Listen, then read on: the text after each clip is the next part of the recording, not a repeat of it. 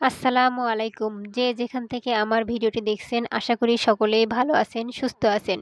আজ শুক্রবার ছুটির দিন। ছুটির দিনে তো প্রচুর কাজ থাকে। তো কাজের ব্যস্ততার মাঝেও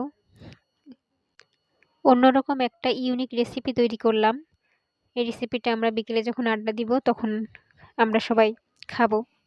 তো আপনাদের যখনই ফ্রি টাইম থাকবে বেশি বেশি করে পরিবারের সকল সদস্যদের সাথে সময় কাটান, তাদের সুসম্পর্ক বজায় থাকবে।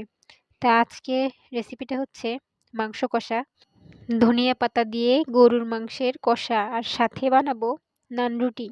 তাহলে চলেন দেখে নেওয়া যাক রেসিপিটি কিভাবে তৈরি করবেন। তো প্রথমে আমি ধনিয়া পাতা বেটে নিব।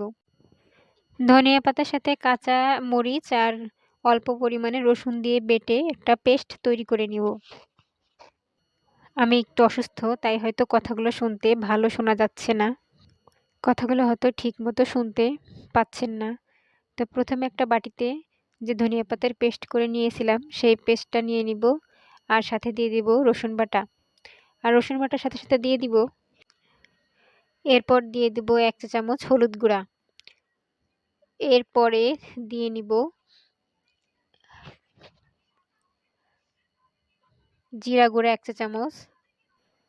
এখন সিজন চেঞ্জের সময়, তো ঠান্ডা সর্দি জ্বর সবারই লেগেই আছে। তো আমি মাংসটা একটু ঝাল ঝাল করব, সেই জন্য একটু শুকনা মরিচের গুঁড়া দিয়ে দিব, আর দিয়ে দিব পরিমাণ মতো লবণ, আর দিয়ে দিব গরম মশলা গুঁড়া 1/2 চা চামচ। তো এই উপকরণ সবগুলি একসাথে ভালো করে মাখিয়ে নিব।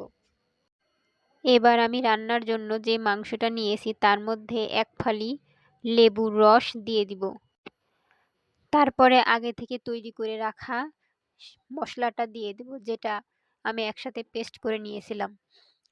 মাংসটাকে ভালোভাবে মশলার সাথে মাখিয়ে নিব।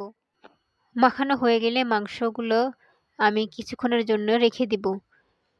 5-10 মিনিট পরেই একটা কড়াইতে তেল দিব, আর সাথে দিয়ে দেব পেঁয়াজ কাঁচামরিচ। তো পেঁয়াজ কাঁচামরিচগুলো ভেজে নিব। মাংস রান্না করতে যা যা উপকরণ লাগে, এই মাংস কষা রান্না করতেও সেই উপকরণগুলোই লাগবে, শুধু ধনিয়া পাতাটা যোগ করে নিয়েছি। তো পেঁয়াজগুলো ভাজা হয়ে এলে আমি ম্যারিনেট করা মাংসগুলো ঢেলে দিব, আর ভালো করে কষিয়ে নিব। কষানো হয়ে গেলে আমি প্রেসার কুকারে দিয়ে মাংসটা সিদ্ধ করে নিব।